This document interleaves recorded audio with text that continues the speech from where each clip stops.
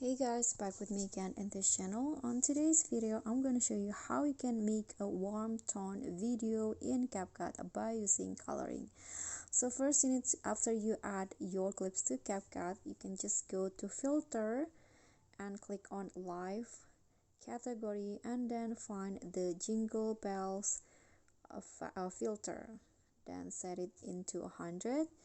Click on a check icon and then click on polish and go to adjust, and you can just follow this setting next. So for the saturations, lower it into -25, then exposure increase it into 15, then adjust the sharpen into 100, highlight increase it into 15, and then last shadow lower it into -5.